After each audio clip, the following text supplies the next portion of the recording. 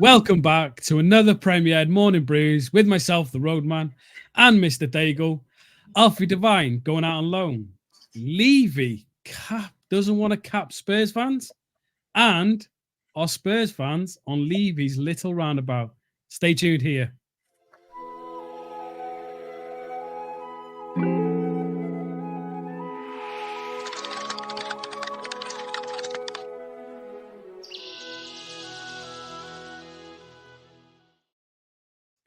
Good morning, everyone. Welcome back to Morning Brews. Obviously, another premiere. Hopefully, there won't be many more, and we will be back live shortly. But we are trying to bring you as much content as possible. Joining me today, Dagul again. How are we, sir?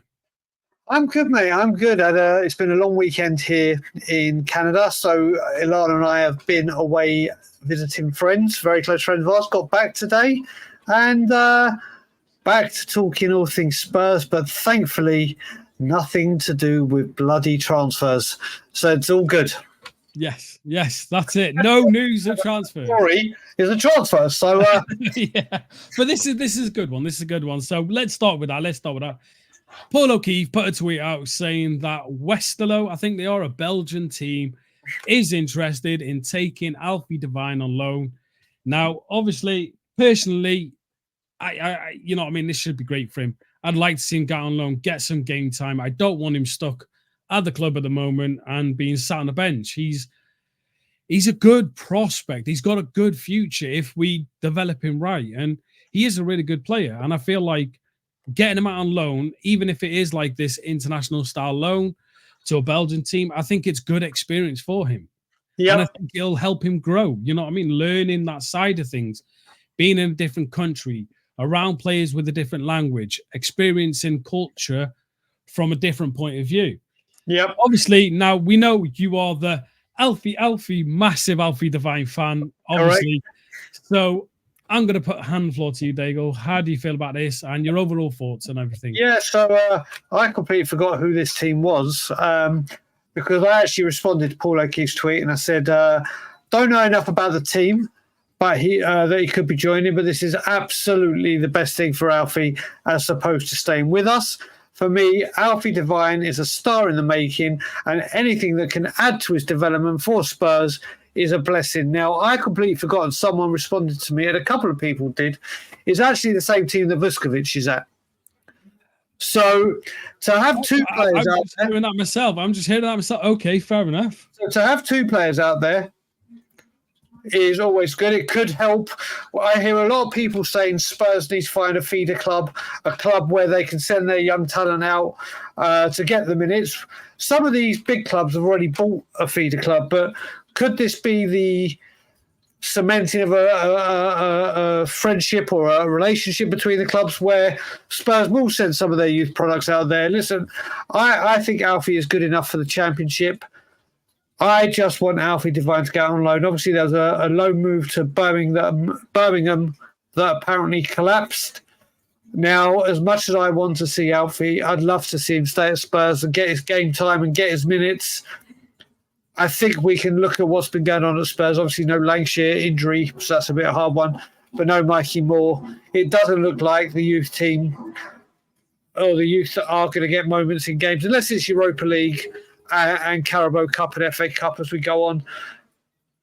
But I think, and I've always said, as much as I'd love to see him get his minutes at Spurs, anything that can get him regular game time, and even going abroad and experiencing new football and getting regular football could be ideal for him. Could be absolutely ideal. Now, having Vuskovic there, obviously they wouldn't have met or know each other. I don't even know if they'd be able to communicate because I don't know Vuskovic is English. But if Alfie can get a loan out there and Alfie can get regular first-team football, the only two people that benefit are Alfie Devine and Tottenham Hotspur. And then he comes back after a season. I wouldn't know if it'd be a 6-month loan where there's a break clause where we can recall in case a Premier League or Championship team comes, or if we decide to use him in the second half of the season. But as much as I'd love to see Alfie play in the Europa League and see him get his minutes and see him kick on from what he's done at pre-season, as much as I'd love to see that, I think a loan move has always been the best thing for Alfie, and hopefully he gets it. Yeah, I totally agree. And obviously, I'm just learning about Vuskovic being there as well myself because I've seen a couple of videos of him, and he's actually a really good-looking defender. Like he can score a hell of a goal, even in the training vid. Oh, yeah, he can score some great goals. Like, and do you think then? Let me ask you this question: if Alfie Devine does go to obviously Westerlo, if it's not called that, please forgive me, but Westerlo, do you think there's a part of Tottenham saying, okay, we got Vuskovic there? Yep. Obviously, he sent Alfie there. They can create a connection there because obviously, if Alfie goes there, he's going to immediately want to talk to him. He's like, of course. How's it there? What's the development facilities like, etc. Because as any player would, they want to know everything about the club they're going to be moving to. And I don't think he can move until next summer. I think Vuskovic is allowed to move in June. June. There you go. So, do you think this would be even added extra with Devine going to a club with Vuskovic there because they can have a great communication there. They can create a little partnership. And obviously, Alfie's a midfielder, Vuskovic is a defender. I'm on about like a connection between two young players. Do you think that could be really good for the club as well? It can only be a good thing unless they don't get on, which I'm sure they wouldn't. They'd get on fine. Do I think this is a major part of why this deal is going through? No. Can it benefit Tottenham? Hugely, absolutely. And like I said, you look at it, going out to the Belgian league, which let's face it, isn't nowhere near as strong as I say the Championship, but I don't know it enough. If he's getting regular game time and they're going to be playing a style of football that suits what Ange Postecoglou wants from Alfie or Tottenham want from Alfie, then obviously you have to ask yourself, do you want him not going to a Belgian team where the football is as high quality as the Championship and just gathering splinters on the Spurs bench? Or do you want him going out there showing the world what he can do and developing and actually adding a few more things to his bow, having that European experience as well? I see it as I can't see a downside in this move. No, totally agree. Well, anyway, if Alfie Devine goes, obviously all of us from Tottenham on tour wish him the best. We love him as a player, and we hope that obviously wherever he goes out on loan, he performs and shows what he can do. I will say with that, I did it with Port Vale. I did it with Plymouth. If he goes out on loan, my football app that I have for scores, I have Tottenham as the only team I follow. Westerlo will become, and this channel will have Alfie watch. I will be watching as much Belgian football or as much Westerlo as I can. So if he goes there, Westerlo have gained a brand new fan in me. Yeah, and keep an eye out. There could be a new show called Alfie Watch. Right, there will be. Yeah. But anyway, moving on. Right, a report came out from Matt Law today. Apparently, 3 clubs, I believe it was, opposed the new European ticket price caps, which obviously means a lot of teams in Europe wanted to obviously cap the price fans had to pay to obviously pay for tickets within Europe. Our beautiful owner of ours, Desire, apparently, it's not fully obviously thingy, but apparently was one of the owners who opposed this price cap towards his fans. Shock horror.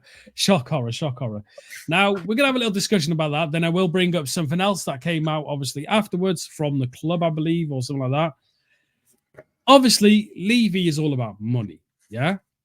But this feels like a really big kick in the teeth of all our fans who are a lot of older fans who have been to European games, who have traveled across the world to watch this club ultimately fail at the one thing they're meant to do, and that's win, right? Yep. And they spent countless thousands of pounds. Now, these are people who might not even be well off. These are people who work hard every day, who grind, save, don't have great luxuries within life, just to pay to go and watch our football team play in Europe. Yeah, this is obviously a huge kick in it. This is a massive kick to us fans. So I will tell you, when I first heard this, obviously it spread like wildfire. Then WhatsApp gets going. I get tagged in certain things because it has Levy doing what Levy does. And instantly, obviously, I come to the, or my name was mentioned or tagged, or like I said, people bombard me with these things. And I was like, you know what? This is about away fans travel and people coming to us. As much as this pisses me off, I choose my battles wisely now. And at that time, I was like, you know what? This isn't one of the battles that I'm going to say, right, time to pick up tools and go to war, yada, yada, yada. Because all it is fans coming to us and the away fans paying more. I pick my battles more carefully, and then I jokingly put, well, Levy has to top up his bonus somehow, doesn't he? But then Paul O'Keefe started tweeting things. And then I looked at it the other way as well, because Paul O'Keefe said, no, it's not just about away fans coming to Spurs. It's about Spurs fans also travelling away. And then you look at it, the Spurs fans, and I know a lot of them that travel home, away, Europe, pre-season, wherever it is in the world, you name it, they give up 2 or 3 days off work to travel, flights, overnight if they're not flying right. All these things pick up. And it's like, do you know what? I mean, if they had just said 3 teams have turned this down, you would have bet your bottom dollar that one of them was Daniel Levy. And then I saw Paddy Hartner, good friend of the channel, actually tweet saying, and I hadn't even thought about it this way, and said, well, he doesn't care about the pricing being cheaper for the seniors. Why would he care about the travelling fans? And I was like, do you know what? You're right. Alistair Gold has even come out and said, yeah, maybe not the best look for when things aren't great. You go and do things like this. There's been a load of people that have been, and I'm only speaking about the people that you wouldn't have thought that would have kicked off about this. And this is the great thing that's happening at the moment. Since the transfer deadline day, since when I did my kind of reaction saying that, you know what, I've seen a lot more with my new approach, not saying solely because of me, with my new approach and stepping back, I've seen a load of other people that would normally jump to Levy's defence actually go, do you know what, let me take a step back myself and go, yeah, do you know what, that's not right. So it's just another typical thing that this man does when it doesn't matter. I mean, let's face it, what the money Spurs make on game days and whatever, this to me is a total slap in the face to anyone travelling to Tottenham or Spurs fans travelling to Hungary. We got to go to Turkey, Rome, all these places. You have no idea. To Tottenham Hotspur, a £30 ticket or whatever it is nothing. Raise it to 45, 50, 60. That 15, 20, 30 pounds might not mean anything to Tottenham Hotspur. It can mean a lot more to other people, including the time they take off from work, the airfares obviously being the price they are. It's just another thing where it goes to show that the football fan, and more to the point, the Tottenham Hotspur fan, means absolutely nothing to this man. Absolutely nothing. But like I said at the beginning, this is one that is very, very minor to me. There are going to be bigger wars and bigger battles for me to pick up the artillery and go, right, I'm going for him here. And this is just... Brian, this is just the typical norm, what I've seen him do for years and years. So it don't surprise me. But what is surprising me is more people are getting concerned and annoyed at his actions. And long may that continue. Yeah, I completely agree with that. Right, just before the halftime team talk, obviously, the new format with obviously Europe coming in is obviously more of a league. So obviously, I think we've got to play 8 games, so 4 games here, 4 games there. Yeah. That's a big issue as well, because obviously fans are going to want to see this new format. Fans are really going to pay. And it feels like a really big dig from my point of view. It's a huge dig to the fans. But anyway, I'm going to do the team talk pretty early, then I'm going to bring up something else. Yep. So, halftime tea talk. Dagul created this that way. Yeah. Anyway, he's over there. He's right next to me. Yeah, you can see him. like and subscribe, please. We really, really appreciate how this channel is growing. I believe we're currently at 8,800 subscribers, possibly more. We are absolutely flying to our goal. Obviously, hopefully by the end of the year, 10,000. Hopefully we can get there. It would be massive if you could. Also, jump into the comments. Let us know your thoughts. Whether you agree with us, whether you disagree, please be constructive with what you're saying towards us and not insulting us or coming at us for what you don't believe in or what you think we're wrong at. Be constructive. Let us know why. It's fantastic to see the comments. We love jumping in at the end, engaging with everyone. It is great. So thank you all very, very much. And if you wish to become a member on the YouTube, there is a member section. Click it, become a member. It's a couple of quid. And then on a Friday, you can join myself and Dagul, and you can express your feelings about this club or anything you want, basically. And we even have Arsenal fans on this. You can come on and tell Angus, basically, you don't like Arsenal in your own way. Big up, Angus, because I know you're watching. But anyway, moving on, not moving on, but carrying on with us. I believe this came from Spurs Official. I got it in a WhatsApp message, which I sent to yourself to show in the chat behind. We can now confirm, and I apologize to everyone, I've got to read this out. We can now confirm ticket details for a UEFA Europa League phase home fixture against Karabakh at the Tottenham Hotspur Stadium on the 26th of December, 8 p.m. Tickets for the fixture will be priced at adults £30, juniors under 18 £10. Following a consultation with the Tottenham Hotspur Supporters Trust, season ticket holders and One Hotspur members will be awarded 4 ticketing points for attending this fixture. Points will be issued post-match to all supporters whose tickets are scanned in. Now, obviously, it just discusses different memberships, different all that. And it says there, Auto Cup scheme, payments will be taken on a Thursday, 5th of September, using the card details stored with us. Season ticket holders on the scheme are encouraged to log in their online account no later than 5 p.m. on Wednesday, 4 September, to check that their payment details are up to date and amend if necessary. So basically, on all that, general sale, all tickets will go on general sale from 10 a.m. on Monday, the 16th of September. All supporters that purchase tickets once the fixture is on general sale will be issued with a digital ticket. Digital season and member passes, including photo IDs, will not be activated for tickets purchased in this window. After hearing that news, that obviously, apparently, Levy was one of the owners that wanted to stop the capping of the Euro thing. This is actually quite a cheap price for a European game, considering, and adding the extra, getting the ability to earn points from it, which I don't know too much about that. From what I asked who sent me this, they basically said, yeah, it's fantastic. It's cheap. Getting points, it's great. The money automatically goes out their account because they're a season ticket holder, etc., etc. They're really happy with it. Obviously, you've purchased tickets many times in the past. You've been a season ticket holder. What are your thoughts on this? There's nothing much to say on it, Dave. All I remember is when I had a season ticket, and I can't remember how long this hasn't been the case. My first season ticket was 1995-96, so the season we sold Klinsmann and brought in Chris Armstrong, where you got cup games of both domestic cups included in your season ticket. Obviously, now we've come to the point where season tickets have to buy a ticket. There's no cup games included. There's nothing included.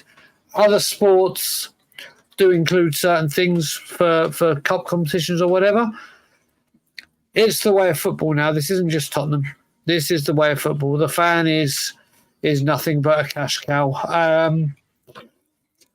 It's not the Champions League, so he already couldn't start, or Tottenham as a whole couldn't start charging Champions League prices, even though there are some tasty ties in there, which you could say are big ties within reason, like Roma.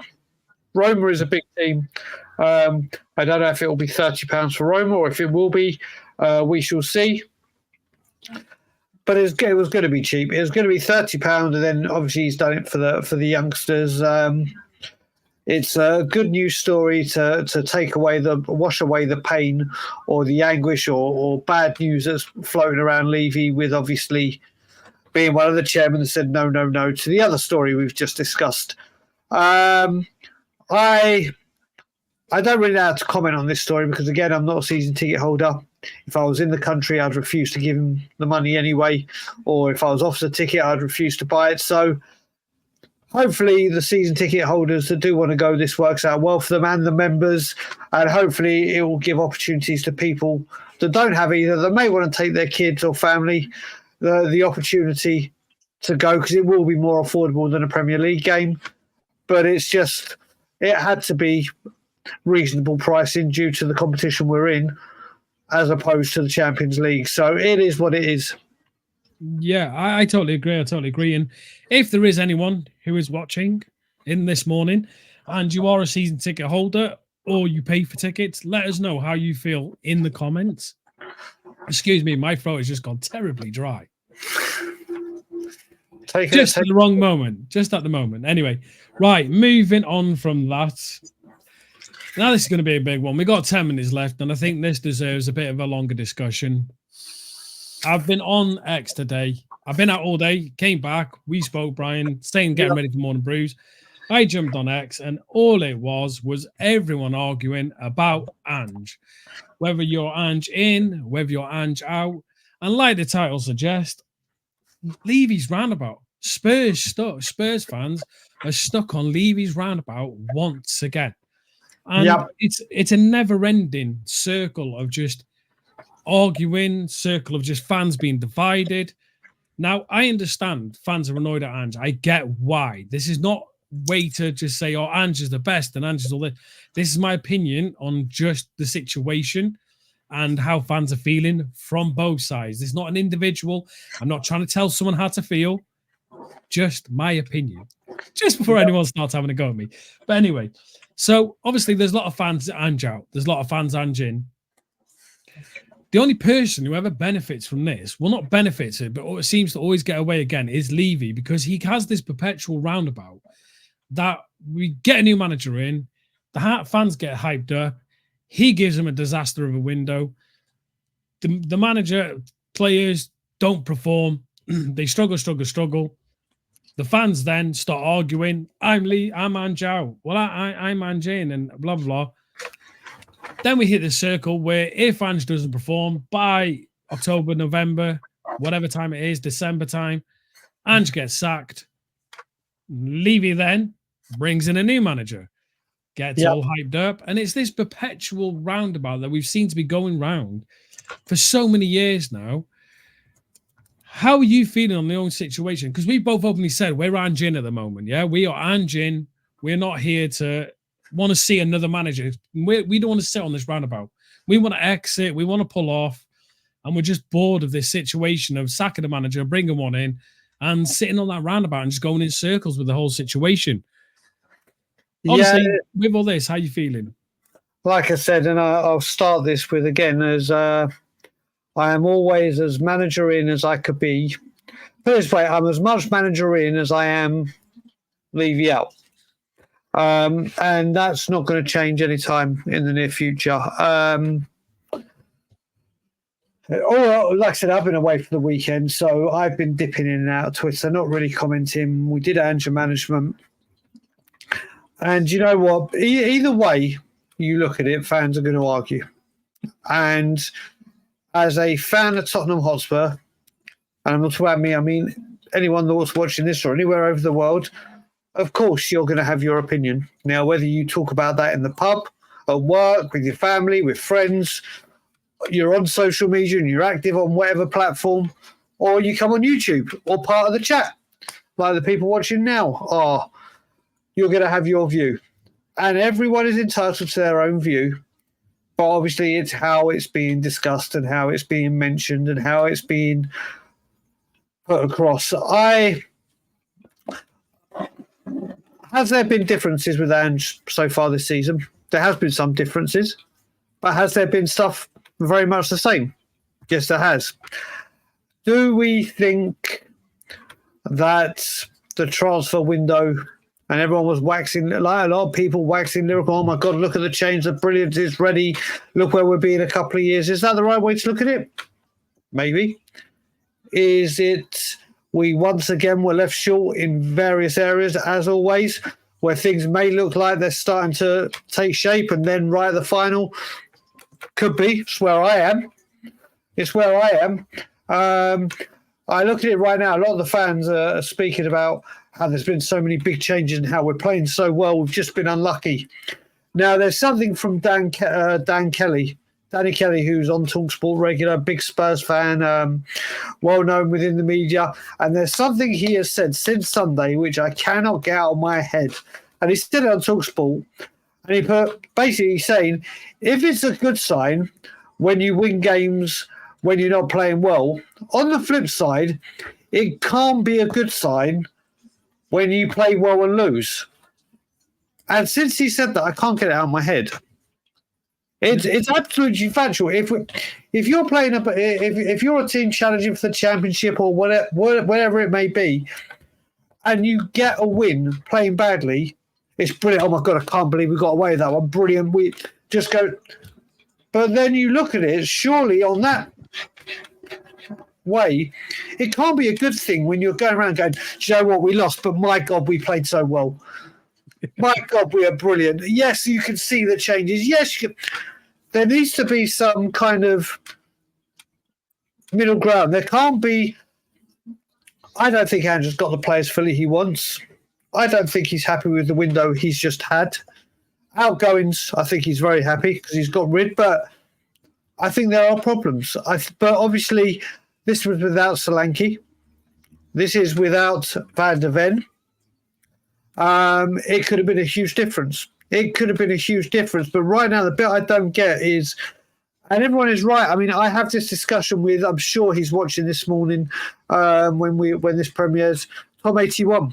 Tom 81, who is a dear friend of mine, has been very, very outspoken with his views that he wants Ange out. He doesn't believe what Ange's system is going to be the right fit.